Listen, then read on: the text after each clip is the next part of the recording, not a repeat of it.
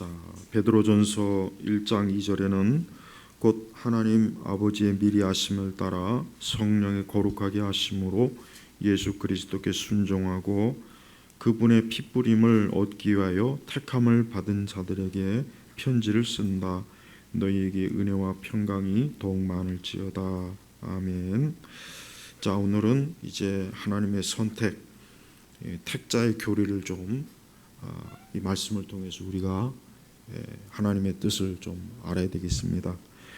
자, 우리가 어떤 건물을 지을 때 그 건물은 아주 중요하죠. 건물을 잘못 지으면은 건물이 무너져서 많은 또 생명도 잃고 재산상의 손실도 있습니다.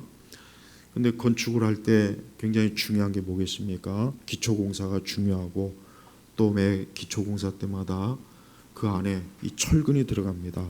이 철근이 제대로 정상적으로 들어가지 않으면은 그 건물은 반드시 언젠가는 무너지게 돼 있어요. 그래서 요즘 아파트들이 겉모양은 굉장히 멋있지만 사실 옛날 아파트들이 훨씬 더 튼튼합니다. 옛날 아파트들이 모래도 그렇고 철근도 그렇고 훨씬 더 튼튼해요. 근데 지금도 물론 뭐 나름대로 튼튼하게 짓겠지만은 제대로 철근이 들어가지 않아서 순살 아파트라고 하죠. 오죽하면 그런 이상한 말도 있지 않습니까? 그러니까 이 건축할 때 이 철근은 굉장히 중요해요. 철근이 정량대로 만약에 안 들어가면 그거 반드시 무너지게 돼 있고 반드시 문제가 생기게 돼 있어요. 자, 신앙도 마찬가지입니다. 신앙도 교리가 없는 건 뭐냐? 교리가 없는 신앙은 철근이 없는 건물이나 똑같은 거예요. 아무리 여러분 건물이 멋있고 예쁘고 화려하고 아무리 최고 장식으로 그 건물을 지었다고 쳐도 철근이 안 들어가면 어떻게 되겠습니까? 그럼 그거는 멀지 않아 곧 그냥 무너지는 거예요. 마찬가지예요. 우리 세대 교회가 굉장히 어떤 신앙적인 그 화려함은 있어요. 굉장히 요란하고 또 법석을 떨고 하나님의 능력도 어쩌고 저쩌고 정말 기독교 2000년 역사상 우리 시대만큼 이렇게 요란 떠는 기독교는 없었다고요. 그런데 문제는 뭐냐? 교리가 없는 거예요. 교리가. 하나님에 대해서 성경에 대해서 알아야 될 교리를 모르니까 그냥 막연히 종교적인 감성, 그러니까 종교적인 감성으로 교회를 나옵니다.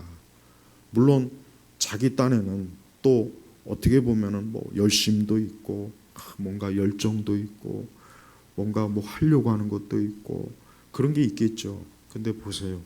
교리를 교회에서 안 가르치니까 이단이 얼마나 많습니까? 이단이 얼마나 많습니까? 여기서 제가 말하는 이단은 무슨 신천지나 여호와의 증인이나 제질 안식교 지금 이걸 말하는 게 아니에요. 일반적으로 보편적으로 그냥 우리는 정통 교회입니다. 우리는 정상적인 교회입니다. 그런 교회들도 사실 뭡니까? 교리를 가르치지 않아요. 그냥 하나님 말씀으로 따뜻하게 위로해주고 뭔가 다독여주고 힘도 주고 격려해주고 뭔가 참 말씀을 듣고 나니까 뭔가 참 뿌듯하고 그것만 알아요. 그것만. 그러다 보니까 이단들이 그 틈을 노려서 잘못된 성경의 지식과 교리를 파고드는 거예요. 근데 그걸 듣다 보면은 그걸 교회에서 교리적으로 배우지 못하니까 체계적으로 가르침을 받지 못하니까 그냥 그 사람들의 말을 들어보니까 다 맞는 것 같아요. 그 사람들이 성경 해석하고 풀어주고 비유 해석해주고 그거 보니까 다 맞는 것 같은 거예요. 바로 그거 뭡니까? 철근이 들어가지 않는 건물이라는 거예요. 철근. 그러니까 무너지는 거예요. 무너지는 거. 이게 진짜 너무 심각해요. 이게 보통 심각한 게 아니에요. 그래서 근데 문제는 사람들은 본질적으로 인간은 이 생각하기를 싫어해요. 그래서 인간은 이성이 있지만 사실 이성보다는 감정과 감성이 더 앞섭니다. 그래요. 우리가 물건을 살 때도 거의 대부분 아마 꼼꼼히 따져보기보단 그 디자인이 예쁘다 아마 그거로 물건을 사고 나서 나중에 또 후회하고 그런 경우도 많이 있습니다. 똑같아요. 신앙은 화려하거나 요란하면 안 돼요.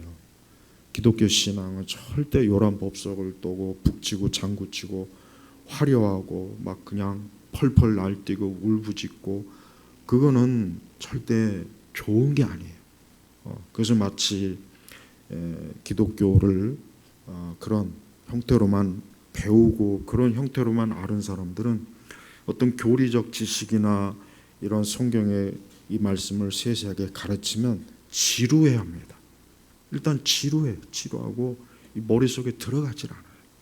머릿속에 들어가지도 않고 이해력도 딸리고 그러다 보니 그냥 막 소리 지르고 막 뜨겁게 막 기도하고 뭐 방언하고 뜨겁게 뭔가 그런 데 가면 마치 내 신앙이 마치 살아있는 것처럼 어떤 이상한 사람들은 무슨 방언을 교회에서 못하게 하니까 이 교회는 영적으로 죽은 것 같다고 영적으로 답답하고 기도도 안 되고 지가 잘못된 거는 생각 못하고 지가 잘못된 거 생각 못하고 그러니까 자기가 신앙이 잘못된 거를 알아야지 왜 자꾸 이상한 여러분 내가 계속 얘기하지만 저 여의도에 있는 저 큰 엄청난 저 은사주의 우리나라의 은사주의를 아주 은사주의 독을 풀은 저기 보십시오.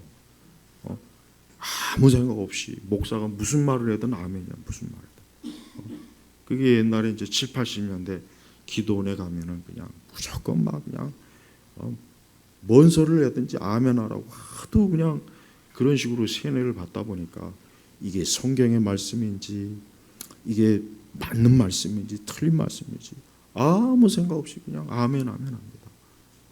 저는 절대로 아멘 하면 안 되는 설교를 아멘 하는 걸 보면은 아주 정말 복장이 터져요. 이번에도 보십시오. 그 웬 거지가 올라가 가지고 거기서 어떻게 하나님의 거룩한 단상에 물론 나는 거길 교라고 생각도 안 하지만 거기에 어떻게 그런 사악한 독재자가 올라가 가지고 거기서 무슨 축사를 합니까? 부활절 예배 축사하는 건 나 이제까지 본 적이 없어요. 축사도 기독교적인 축사하면 또 몰라요. 말 같지 않은. 근데 거기에 또 아멘하고. 하여튼 저기는 너무 문제가 많아요. 그러니까 1980년대 초에 이단으로 확 그냥 찍어버렸어야 되는 건데 그때 또 이렇게 저렇게 로비해가지고 하여튼 두고두고 문제예요. 두고두고. 끝까지 문제예요. 끝까지. 봐요. 우리가 이 교리를 모르면요 모든 면에서 다 무너집니다. 교회 우리 성도들의 정치적인 관점 생각도 그렇고 한두 군데가 문제가 생기는 게 아니에요. 그래서 우리 성도들은 자꾸 설교를 재밌는 설교를 들려고 하면 안 돼요. 아주 그런 아주 굉장히 탁월한 사람들이 있어요. 내가 유튜브를 쭉 보면은 막 몇천 명, 몇백 명 되는 목사들의 설교를 들어보면은 실제적으로 그거는 그냥 종교적인 강화, 그러니까 종교적으로 옛날 할머니들이 옛날 이야기 들려주는 딱 거기에. 그래서 그걸 들으면 뭔가 내 가슴을 어루로 만질어주는 것 같고 나를 위로하고 아주 내 마음을 쏙쏙들이 아는 것 같고 문제는 그런데 그건 진리가 아니에요. 그런 얘기는 절에 가도 승려들이 얼마나 잘하는지 아세요? 승려들 설법 들어보면은 얼마나 구수하고 얘기 잘하고 가톨릭 사제들도 가면은 성경 얘기 안 합니다. 그냥 뭐 일상적인 잡다한 얘기 뭐 몇 마디 하고 걔들은 또 이제 미사 의식이 전부니까. 근데 우리 개신교는 말씀인데 이 말씀을 안 전하고 에드워즈의 설교나 19세기까지의 그 목회자들의 설교집을 읽어보면은 그냥 한편의 신학 논문이에요, 논문. 그러니까 어떻게 이런 설교를 1시간 넘게 듣고 있을까? 그러니까 그때는 그런 설교를 들으니까 성도들이 믿음이 단단하고 굳세고 이단도 발생 안 하고 또 교인들이 시험도 잘 안 들고 또 성화 열매도 잘 맺고 그러니까 항상 신앙은 이성이 먼저입니다. 감성이 앞서면 안 돼요. 그러니까 신앙은 감정이나 감성이 앞서면 절대 안 되는 거예요. 그러니까 어느 교회 가든 이 교회가 내 머릿속에다 하나님 말씀을 바르게 집어넣어주는 교회가 그 교회가 바른 교회예요. 바른 설교. 근데 그 교회가 그냥 내 가슴이나 벌렁벌렁 뛰게 하고 막 갑자기 뭐 하나님이 살아계신 것 같고 몸이 뜨거워지는 것 같고 혓바닥이 갑자기 꼬이는 것 같고 거기는 정상적이 아니란 말이에요. 근데 그런 데를 좋아합니다. 왜 그런지 아세요? 인간은 본질적으로 생각하기를 싫어합니다. 우리나라 사람들 보십시오. 우리나라 사람들이 아무리 여러분 올바른 지식이 있고 올바른 관점이 있어도 대부분의 국민들이 생각할 줄 모르니까 지금 말도 안 되는 짓이 막 벌어지고 있어요. 이건 뭐 너무 할 말이 많으니까 이런 잘못된 이상한 정치 제도, 사회 제도, 법이 막 만들어지면은 누구나 다 야 이거 도대체 이게 말이 되냐고 이래야 되는데 그냥 아무 생각 없어요. 그냥 프로야구나 보고 뭐 월드컵이 어쩌니 뭐 하여튼 우리나라 사람들 거의 8, 90%는 아무 생각 없습니다. 부동산도 여러분 봐요. 아니 집이라는 것도 많이 공급을 하면 집값 떨어지는 것이고 세금 낮추면 돼요. 근데 공급은 안 하고 집 가진 사람들 막 그냥 욕지거를 하고 저것들 세금으로 두들겨 패야 된다. 또 대출은 또 막고 도대체 집을 살 수도 없고 팔 수도 없고 아마 이번 5월달 정도 이 정도 되면 이제 세금 폭탄이 막 그냥 아마 쏟아질 겁니다. 그런 거 보면 아주 산숨 푹푹 나오죠. 그리고 또 그냥 언젠가부터 우리 한국 사람들이 공짜 그러니까 뭐든지 그냥 복지. 예. 자 그런데 이런 거는 그냥 무슨 똑똑할 필요도 없어요. 딱 조금만 봐도 야 이거 아닌데 이러면은 결국은 망하는데 우리 세대도 망하고 우리 아이들 세대도 망하고 다 망하는데 그러니까 왜 그렇습니까? 생각이 없는 민족이에요. 어쩌면 지금이 꼭 그 구한말 그 조선왕 그 마지막 아주 그때하고 너무 흡사하고 그 다음에 그 6.25 전쟁 이전에 일어난 딱 그때 아주 그때하고 너무 똑같아요. 너무 똑같아요. 전 이 나라가 멀지 않아 전쟁으로 나라가 큰 환란에 휩싸이던 경제적으로 완전히 그냥 폭망이 되던 뭐가 되던 지금 이게 너무 문제예요. 그리고 저는 개인적으로 이제 더 이상 우파니 뭐니 이런 거 왜 그러느냐 전부 다들 양쪽 다 이 도둑놈들이에요. 이것들이 다 중국한테 돈 받아 먹고 양쪽에서 북치고 장구치고 우파 안에도 뿌락지들이 너무 많아요. 이것들이 다 뒤에서 돈 받아 처먹고 그냥 지금 보십시오. 홍콩하고 똑같지 않습니까? 그래서 저는 개인적으로 제가 저번에 그랬죠. 몇 주 전에 그냥 대한민국은 망했다. 망한 거예요 진짜. 그러니까 여러분들 돈 있을 때 먹고 싶은 거 실컷 많이 사드시고 아주 누릴 거 다 누리세요. 그거 가지고 있어봐야 점점 더 휴지 조각 될 텐데 제 말은 농담이 아니에요. 이렇게 인간은 생각이 없으면은 다 무너지는 거예요. 그래서 여러분 하나님은 왜 다른 짐승들이나 이것들에게는 이성을 주질 않았어요. 이성을 안 줬습니다. 근데 사람에게만 이성을 줬단 말이에요. 그래서 이성을 가지고 너희가 살아야 된다. 인간은 이성적 존재이기 때문에 생각할 수 있고 판단할 수 있고 합리적인 결정을 할 수 있고 지식을 쌓을 수 있고 그게 인간의 사람이 하나님께서 받은 진정한 능력인 이성이에요. 이성. 네, 물론 너무 이성적으로 가도 물론 잘못되긴 해요. 하지만은 지금은 이성이 상실이 됐어요. 다 상실이 됐어요. 어제 제가 어디 가느라고 지하철 탔는데 그 젊은 애기 엄마예요. 근데 그 아이를 유모차에 태웠는데 가는 내내 아이에다가 그냥 내가 보니까 한 3살 정도 된 것 같아요. 스마트폰을 계속 손에 쥐어주더라고요. 엄마도 보고 있고 애도 보고 있고. 야, 그래서 제가 뭐라고 해주고 싶은데 뭐 남의 집 뭘 참견이냐 뭐 이럴 거 아니겠습니까? 젊은 얼마들이. 그 애가 30살 때부터 스마트폰에 이러고 있으면 그 머리가 어떻게 되냐? 머리가 원숭이가 되는 거예요. 원숭이가. 그러니까 그걸 그냥 이렇게 보여주고 있어요, 진짜. 진짜 정말 가장 먼저 시행해야 될 법은 16세 한 18세 이하는 스마트폰을 절대 소유 못하게 해야 돼요. 왜? 딱 그때까지가 이제 이 전두엽, 이 뇌가 발달되는 거예요. 이 전두엽이 망가지면 사람이 이성적이지 못해요. 감성적이고 기복이 심하고 그냥 막 신경질적이고 판단력도 없고.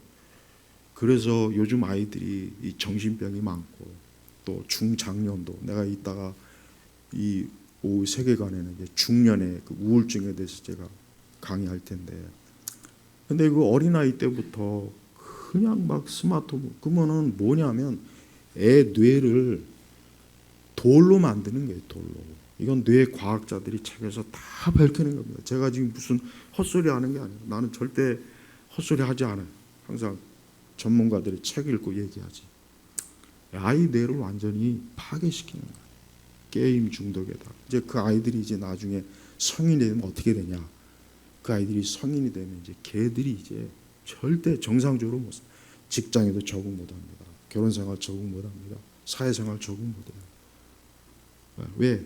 이 뇌가 이게 발달이 못됐기 때문에 미숙한 거예요. 그러니까 판단력도 없고 감정 조절도 못하고 이성 기능도 못하니까 그냥 충동적이 되는 거예요.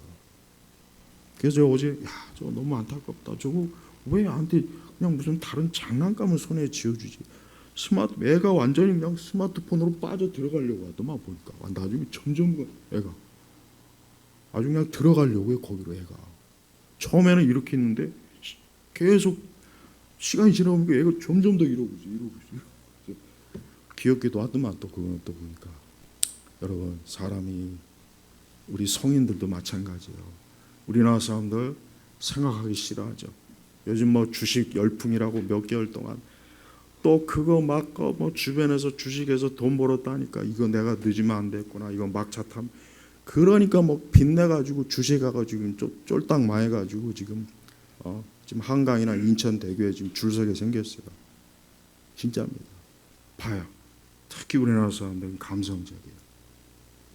정말 감성적이라 조금만 선동하면은 그냥 불길이 확 붙는 거예요. 근데 그게 부끄럽고 창피한 거예요. 근데 제가 왜 이런 얘기하느냐? 교회도 똑같아서 그러는 거예요. 교회도 똑같아요. 아니 어떻게 우리가 하나님 말씀을 읽고 성경 이 생명의 말씀을 읽고 말씀을 우리가 듣고 배우는 사람들인데 어쩌면 우리도 똑같을까? 우리도 별로 다를 바가 없구나. 그럼 왜 그러느냐? 교회에서 그렇게 가르치니까 그런 거예요. 교회에서 가르쳐야 될 거, 교리를 집중적으로 가르쳐야 되는데 그런 건 안 가르치고 그냥 교회에서 일상적인 신앙적인 그냥 가벼운 그런 거로 그냥 울고 웃기고 뭐 그런 거에만 이게 물들다 보니까 그때부터 만약에 교리 가르치면 아까 제가 얘기했죠. 재미가 없다, 은혜가 안 된다, 뭐 책 없다, 다 그래요, 다 그래. 그런 교회 가서 교리 설교 해봐요. 못 들어요, 못 들어. 뭐 귀 안 들어온다, 뭔 말인지 모르겠다. 당연하죠. 원숭이들한테 뭐 말해봐야 뭐 원숭이가 그 말 알아듣겠습니까? 그래서 제가 계속해서 지금 교리 설교를 하는 거예요. 근데 이것도 사실은 너무 약해요. 솔직한 얘기로. 더 이게 치밀하게 하면은 그러면 이제 진짜 어떻게 보면 지루할 수도 있고 재미도 없고 막 그냥 딱딱하고 뭔 말인지도 모르고 사실 그럴 수가 있어요. 자, 오늘은 제가 이 택함, 하나님의 예정하고 택함하고는 좀 구분을 해야 돼요. 여러분, 이 택함이라고 하는 게 뭐예요? 자, 우리가 시장에 가서 마트에 가서 내가 어떤 물건을 봐요. 예를 들면 뭐 딸기라든가 뭐 토마토라든가 이렇게 과일이 있어요. 그럼 우리는 딱 보고 내가 어쨌든 뭐 하나 집을 거 아니에요. 뭔가를 어쨌든 집을 거라고 살 거라면 어쨌든 살 계획이 확실하면 그래서 내가 뭐 과일을 몇 개 딱 선택했어요. 그러면 나머지 다른 과일들이 왜 나는 선택 안 하고 왜 저놈을 선택합니까? 하고 나한테 만약에 얘기하면 나는 내 마음이야. 내가 이걸 선택하는데 네가 뭔 참견이야. 너는 그냥 찌그러져 있어. 뭐 딴 사람이 사가겠지 뭐. 이럴 거예요 제가. 물론 이제 과일은 말을 못 하겠죠. 하나님께서 사람을요 이 창세 전에 이미 사람을 창조하시기 이미 이전에 하나님께서는 자기 백성을 딱 택한 거예요. 이게 선택의 교리예요. 선택의 교리. 근데 이거를 대체로 우리 장로교의 교리인데 뭐 순복음이나 다른 교단 이런 걸 안 가르쳐요. 애들은 그런 걸 안 믿으니까. 선택의 교리가 어디 있냐? 인간이 자기 의지로 하나님 믿는 거지. 그러니까 인간의 자유의지를 근데 사람은 범죄한 이후에 자유의지가 상실이 돼버렸어요. 왜? 죄 때문에.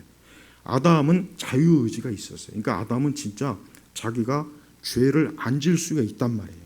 근데 자기가 죄를 진 거예요. 그래서 아담이 형벌을 받는 거예요. 근데 우리는 죄를 안 지을 수 있는 자유가 없어요. 우리가 잘 알아요. 우리가 아무리 머릿속으로는 이거 아닌데 해도 나도 모르게 죄의 방향으로 갑니다. 왜? 우리의 의지가 타락한 왜? 죄 때문에 타락한 거예요. 그러니까 절대 어느 누구도 하나님이 택하지 않으면 예수님 믿을 사람은 한 사람도 없습니다. 단 한 사람도 없어요. 한 사람도. 그럼 왜 내가 신앙을 갖게 됐느냐? 하나님이 나를 택한 거예요. 마치 내가 마트나 시장에서 어떤 마음에 드는 과일을 딱 잡은 것처럼 하나님께서 우리를 딱 택한 거예요. 근데 과일은 그 과일이 예쁘고 흠이 없고 맛있게 생겨서 선택한 건데 근데 또 사람은 그게 아니에요. 우리가 뭘 예뻐서 잘나서 뭐 특별하게 그게 아니라 그냥 선택한 거예요. 그냥. 그러니까 나보다 더 괜찮은 사람도 많고 나보다 더 좋은 사람도 많은데 왜 저 사람은 하나님 안 믿고 나 같은 사람이 이게 어떻게 신앙을 가지고 살까? 왜 그렇습니까? 하나님의 택함이란 말이에요. 그래서 아까 요한복음 12장 16절 봅니다. 그 뭐라고 했으면 같이 읽어보겠습니다. 너희가 나를 택한 것이 아니라 내가 너희를 택하여 세웠으니 이는 너희가 가서 열매를 맺고 너희 열매가 항상 있게 하여 내 이름으로 아버지께 무엇을 구하든지 아버지께서 너희에게 주시게 하려는 것이다. 자 보세요. 바로 이 말씀 한 구절, 이 말씀 말고도 더 많은데 이래서 알미니안주의는 잘못된 거예요. 내가 하나님 선택해서 내가 신앙생활한다 이 생각을 가진 사람들은 그거 버려야 돼요. 여기 뭐라 했습니까? 너희가 나를 택한 것이 아니라고 했단 말이에요. 우리가 나 이제부터 예수님 믿어야겠구나. 예수님이 참 좋은 분이네. 그게 아닙니다. 안 됩니다. 그게 안 돼요. 그거 될 것 같았으면은 우리보다 더 잘나고 똑똑한 사람이 왜 하나님 안 믿겠냐고요. 왜 하나님 안 믿겠냐고. 그 사람들이 뭐가 부족해서. 하나님이 택한 게 아니에요. 하나님이 택하지 않았으니까 그들이 예수님을 안 믿는 거라고요. 근데 여기 예수님이 우리를 택하니까 그러니까 내가 너를 세웠으니 그러니까 우리를 택한 거예요. 그것도 언제? 창세 전입니다. 반드시 창세 전. 창세 후가 아니고 창세 전. 예정은 선택은 다 창세 전이에요. 창세 후가 아니라 반드시 창세 전입니다. 그러니까 벌써 여기에서 하나님의 그 놀라운 그 하나님의 전지전능하심을 우리가 이해를 할 수가 없어요. 어떻게 창세 전에 창세 후에 혹 택하고 예정했으면 좀 이해가 가는데 어떻게 우리가 이 세상에 태어나기도 전에 세상이 만들어지기도 전에 어떻게 하나님이 나를 택했을까? 어떻게 나를 알았을까? 참 신비하다. 우리가 지금 현대 여기서 이해를 못해요. 우리 이성이 그걸 이해를 할 수가 없어요. 그래서 우리는 말씀에 의지해서 어쨌든 너희가 나를 택한 것이 아니라 그랬죠. 왜 예수님이 이 말씀했습니까? 벌써 이미 그때에도 우리가 제자들 가운데서도 우리가 예수님을 택했지 이런 마음을 이미 먹을까 봐 이미 그런 마음 인간의 본성은 그러거든요. 그러니까 우리도 잘못 배운 사람들은 내가 하나님을 믿기로 했습니다. 내가 하나님을 이제부터 믿기로 했습니다. 그 말이 사실은 굉장히 잘못된 말이에요. 왜? 하나님께서 나를 택해서 내가 이제서야 하나님 믿습니다. 이렇게 얘기해야지. 내가 이제부터 하나님을 택해 믿습니다. 마치 그거는 자기가 하나님을 택했다는 거 아니에요. 그거 잘못 알고 있는 거예요. 잘못 배운 거라. 제대로 배우지 못해서 그런 얘기하는 거예요. 그러니까 진정으로 예수 그리스도를 믿는 사람은 예수님이 나를 택한 거예요. 먼저 나를 택해서 너는 내 것이다. 너는 내 백성이다. 이스라엘도 마찬가지지 않습니까? 하나님께서 이스라엘, 그 많은 민족 중에 이스라엘을 딱 택한 거예요. 여러 많은 민족도 있지만 굳이 보잘것없는 이스라엘을 딱 택해서 너는 이제부터 내 백성이다. 내 백성이다. 이스라엘이 원한 게 아니에요. 아브라함이 원한 게 아닙니다. 아브라함이 오늘날 갑자기 나 이제부터 모든 우상을 버리고 이제부터 나 하나님 믿겠어. 이게 아니라 아브라함은 평상시대로 우상을 숭배하고 육적으로 멸망의 길로 가는데 하나님께서 어느 날 아브라함아 너는 이제부터 나를 믿고 나를 섬겨야 된다. 너가 그동안 믿었던 모든 우상을 버려라. 아브라함이 그때 돌아선 거예요. 그러니까 아브라함으로서도 놀라운 일이죠. 아브라함은 하나님이 누군지 뭔지 알지도 못한 사람이에요. 아브라함도 정말 말 그대로 육적인 사람이고 쾌락의 사람이고 정욕의 사람이고 그냥 멸망의 길로 갔는데 아브라함을 딱 하나님이 불러서 그를 통해서 이제 하나님이 한 백성을 세우지 않습니까? 지금도 똑같은 거예요. 그래서 우리는 우리 자신이 내가 하나님께 택함을 받았구나. 내가 하나님께 선택. 이번에 이번에 지방선거 하면 다 사람들이 가서 투표하지 않습니까? 어쨌든 당선이 된 그 사람은 뭐예요? 국민들로부터 선택을 받은 거예요. 그래서 뽑히는 거잖아요. 어쨌든 원래 투표의 원리는 일단 이거예요. 우리나라 부정선거 이거를 제하고 나서는 국민이 택해서 그 사람이 이제 시의원이 되든 뭐가 되든 되는 거예요. 마찬가지예요. 하나님이 나를 택한 거예요. 딱 택한 거예요. 왜 택했는지 몰라요. 그냥 전적인 은혜, 하나님의 사랑이에요. 근데 누구는 택하지 않았냐? 그것도 몰라요. 왜 택하진 않았을까? 또 그것도 모릅니다. 우리가 그 이유를 몰라요. 그래서 분명히 하나님 믿으면 참 좋을 것 같은 사람 중에 끝끝내 하나님 안 믿고 멸망으로 가는 사람이 있고 절대 하나님 믿을 사람 같지 않은데 신앙을 갖고 결국은 천국으로 가는 사람이 있단 말이에요. 이게 하나님의 절대적인 주권이에요. 주권. 그래서 이 택함이라고 하는 것은 하나님의 일방적인 은혜, 선택이에요. 그러면서 이제 택함 받은 사람은 어떻게 됩니까? 여기 보니까 이는 너희가 가서 열매를 맺고 아까 이제 베드로 전서 1장 2절에도 그분의 핏부림을 얻게 하여 택함을 받은 자들에게 여기도 또 에베소서에도 그렇고 여러분 신약 성경에는 서신서에는 이 택함이란 이 선택의 교리가 엄청 많이 나옵니다. 왜 많이 나오겠습니까? 하나님께서 우리를 택했다. 만세전부터 택했다. 그거를 집중적으로 알고 믿게 하려고 하는 거예요. 그러고 나서 어떻게 합니까? 가서 열매를 맺고 너희 열매가 항상 있게 하여. 여기서 말하는 열매란 뭐겠습니까? 이제 하나님의 백성으로 사는 열매를 얘기하는 거예요. 하나님의 백성으로 사는 열매. 그래서 우리는 택함을 받지 못한 불신자들과 저 이방 이교도들과 이 땅의 자연인들 불신자들이 어때요? 그들의 열매는 뭡니까? 그들의 열매는 죄와 악이에요. 죄와 악의 열매. 평생을 살아도 죄와 악의 열매입니다. 물론 보편적인 선도 할 수 있어요. 보편적인 선. 그러니까 안 믿는 사람이라고 해서 무작정 나쁘지는 않아요. 착한 사람도 있고 좋은 사람도 있고 좋은 일 하는 사람이 있어요.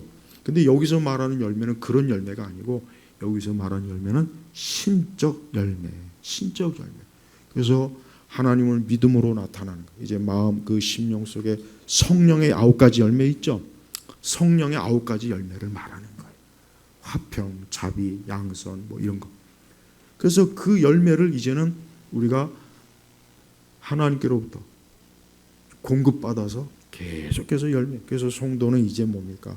이제는 성도는 더 이상 자신의 구원에 대해서 의심하지 말고 구원에 대해서 자꾸 그 시험 들지 말고 이제부터 열매 맺는 일에 집중하자.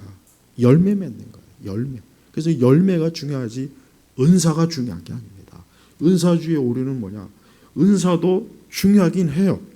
은사가 중요하지 않다는 건 아닌데, 근데 하나님께서는 사도 바울은 또 열매를 더 강조했지 은사를 강조하진 않았어요.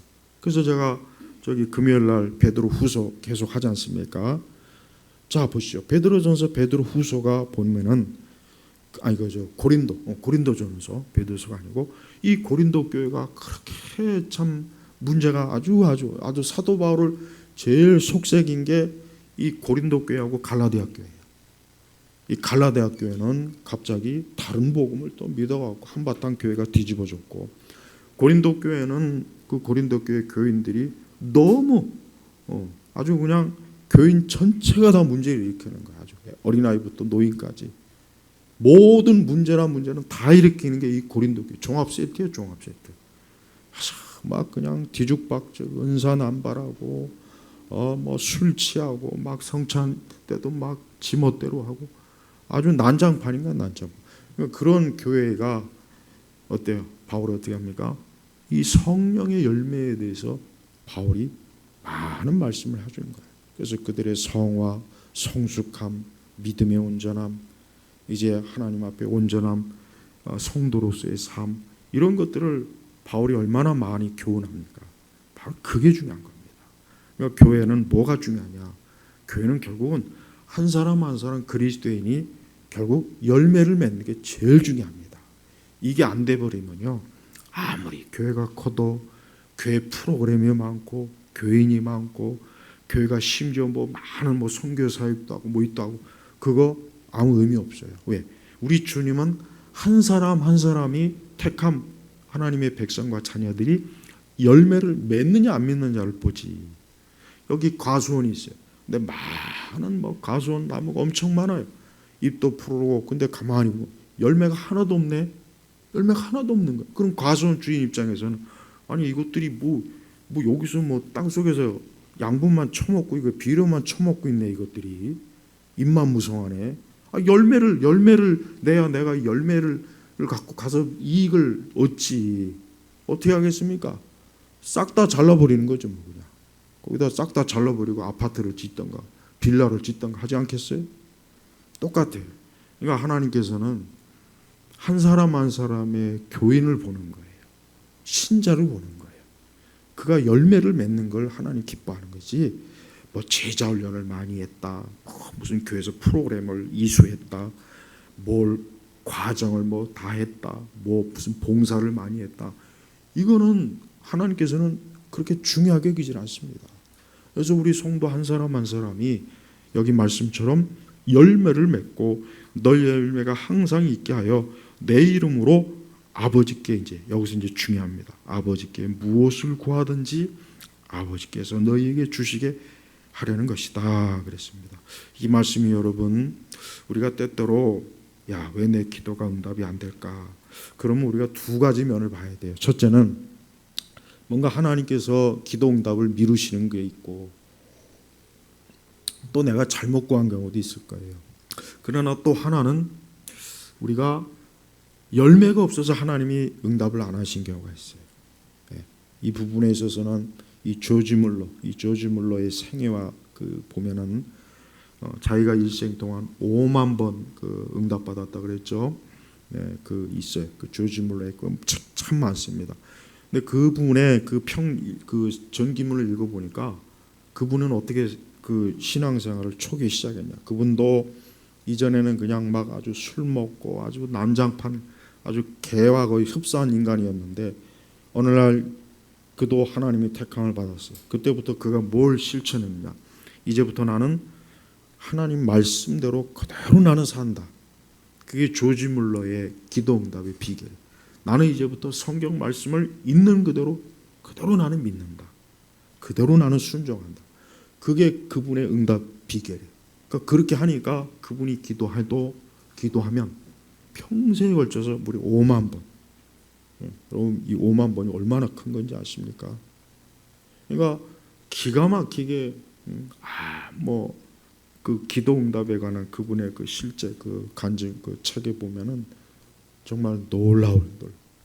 근데 우리는 그런 것을 왜 우리는 그러면 왜 같은 하나님 믿는데 왜 그럴까? 그것은 우리가 열매가 없어서 그런 거예요. 하나님 믿긴 하는데 열매가 없는 거예요. 열매가 없으니까 하나님께서 우리에게 구해도 응답을 안 해주시거나 미루시거나 원인은 거기 있는 거예요. 그래서 기도 응답에 대해서 회의를 기는 사람들은 다른 말 듣지 마세요. 이 좌파들이 또 거기에 또 끼어 들어가고 기도를 더 못하게 하는 이상한 강의도 많이 하던데, 기도 응답이 없으면 가장 먼저 내게 열매가 없다. 내게 열매가 없어서 지금 그런 거다. 이게 제일 먼저예요. 이게 가장 먼저입니다. 거기서 원인을 찾는 게 제일 빨라요. 내가 하나님 말씀대로 살지 않는구나. 철저하게 말씀대로 내가 따르지 않는구나. 말씀을 듣긴 하고 읽긴 해도 그냥 그건 그거고 내 실제 현실은 아니다. 이게 있기 때문에 여기 말씀처럼 아버지께 무엇을 구하든지 아버지께서 너에게 주시게 하라는 것이다. 조지물로는 이 말씀 그대로 됐는데 왜 우리는 대부분 그러지 못할까? 다른 게 아닙니다. 열매가 없어서 그럴 거예요. 분명히 그래요. 그래서 또 열매가 중요해요. 열매가. 그래서 우리가 예수 믿는 사람들은 하나님이 나를 택했어요. 이 선택.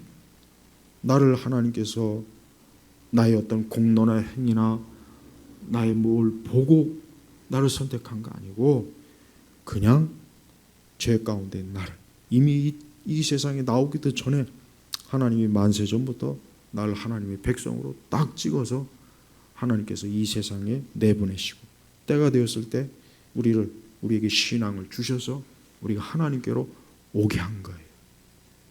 그러면 하나님 믿지 않는 사람은 뭡니까? 그 사람들은 물론 끝까지 가봐야 되겠지만 결국 예수님 안 믿는 사람은 결국은 택함이 없었다고 보는 거예요. 여기서 알미니안주의자들은 또 이 부분에서 또 헛발질하죠. 그가 예수님 믿을 수도 있었는데 결국은 안 믿었다고. 근데 그 말보다는 하나님이 택함이 없었구나. 하나님이 택함이 없어서 그렇구나. 어쩔 수가 없어. 그걸 뭐 우리가 어떻게 하겠습니까? 하나님이 하시는 일인데. 그러나 우리는 믿지 않는 불신자들에 대해서 우리는 끝까지 기도하며 그에게 하나님께서 구원의 은혜를 주시기를 간절히 기도해야 돼요. 이거는 반드시 필요합니다. 만세전부터 하나님이 택하는데 내가 기도한다고 달라지나? 그러면 안 돼. 그건 잘못된 거예요. 하나님의 섭리와 하나님이 하시는 일은 인간이 예측을 못해요. 너무나 놀라운 거예요. 그래서 우리는 복음을 자꾸 전하는 이유도 거기에 있고, 우리는 믿지 않는 자들이 어쨌든 꼭 예수님 믿게 해달라고 자꾸 기도하고 자꾸 하나님께 나오는 이유 뭡니까? 하나님의 놀라운 섭리 가운데 그의 구원을 하나님이 어떻게 하실 수가 있다고 믿는 거예요. 이건 놀라운 거예요. 그래서 하나님께서는 창세전에 택했어요. 그래서 모든 인류가 구원받는 게 아니에요. 모든 인류가 만인 구원론이 있죠. 이거 거짓 이단이에요. 만인 구원론은 거짓이 잘못된 거예요. 오직 택자만 구원해요. 그런데 택자가 많겠습니까? 적겠습니까? 제가 볼 때는 많지가 않아요. 많지가 않습니다. 아무리 봐도 하나님이 택한 자는 많지가 않구나. 거의 대부분 다 멸망으로 가는구나. 각자 자기 갈 길로 가는구나. 그래서 우리는 하나님이 나를 선택한 것이 이거는 말로다. 그래서 우리가 나 같은 죄인 살리신 그 존 뉴턴의 그 찬송가 가사를 원래 보면은 진짜 뉴턴은 엄청나게 놀라운 거예요. 정말. 나처럼 이렇게 노예 상인에다가 잔인한 폭군에다가 이로 말로 다 할 수 없는 악한 짓을 한 왜 나를 하나님이 구원했을까? 너무 놀라요. 그래서 나 같은 죄인 살리신 그 어메이징 그레이스라고 하는 그 가사, 그 시가 나오고 거기다 곡을 붙여서 그 나 같은 죄인 살리신 그 찬송이 나오는 거예요. 근데 우리는 그 찬송을 그런 감격이나 기쁨이나 놀라움 없이 그냥 흥얼거리지 않습니까? 근데 사실은 아니에요. 정말 존 뉴턴은 너무 정말 충격을 받은 정도가 아니라 어떻게 나 같은 사람을 구원할까? 세상에 만약에 지옥에 갈 사람이 첫 번째 꼽으라면 자기 같은 사람인데 어떻게 나를 구원하셨을까? 그래서 우리 성도들은 하나님의 택한 자녀이기 때문에 열매를 맺어야 됩니다. 반드시 신앙의 열매가 있어야 돼요. 그럼 하나님께서 우리의 기도와 모든 것들을 하나님이 더 확실하게 하나님이 살아계심을 우리가 굳이 보지 않아도, 우리가 무슨 뭐 꿈에 안 봐도 귀에 들리지 않아도 상관없어요. 하나님은 반드시 우리를 하나님의 자녀로서 온전히 세워주셔요. 그래서 우리는 평생에 걸쳐서 주님 안에서 우리는 살아요. 하나님이 돌보시고 하나님이 택했기 때문에 하나님을 버리지 않습니다. 우리를 끝까지 지켜요. 끝까지 지켜요. 절대 버리질 않아요. 우리를 버리는 법이 없습니다. 그래서 내 모든 생사의 문제는 하나님의 손에 있는 거예요. 그래서 성도들은 이 하나님이 나를 택했으니까 절대 하나님이 나를 버리지 않을 것이고, 내가 어떠한 일이 있어도 어떠한 형편에 있어도 어디에 있어도 하나님이 나를 끝까지 붙잡으셔서 천국으로 인도할 것이다 하는 이 믿음이 우리를 진짜 평안하게 하는 거예요. 그래서 평안은 어디에서 옵니까? 하나님에게서 오는 것이지 내게서 오는 게 아니야. 내게서 평안을 찾으면 안 돼요. 많은 심리학자들, 자기 개발 뭐 이런 책을 쓴 사람들 보면은 전부가 다 사람 안에서 뭐 평안을 찾아라 뭐 헛소리 하더라고요. 지나 찾고 오거나 니들이나 찾아라. 그래봐야 찾게 되는 거야.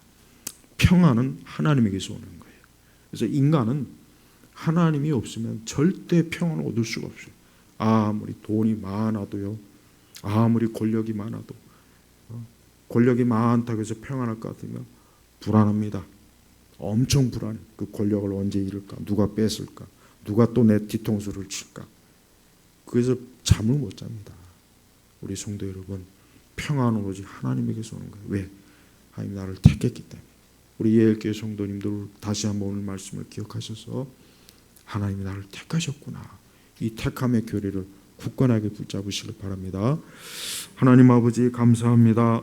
오늘 귀한 주님의 말씀, 너희가 나를 택한 것이 아니라 내가 너희를 택했다는 이 말씀 또한 열매를 맺어야 되고, 또 우리가 구하는 무엇이든지 아버지 하나님께서 주시라고 하는 이 말씀을 꼭 붙잡고 우리 평생에 열매 맺는 택함 받은 자로서 우리의 삶을 살게 하여 주옵소서.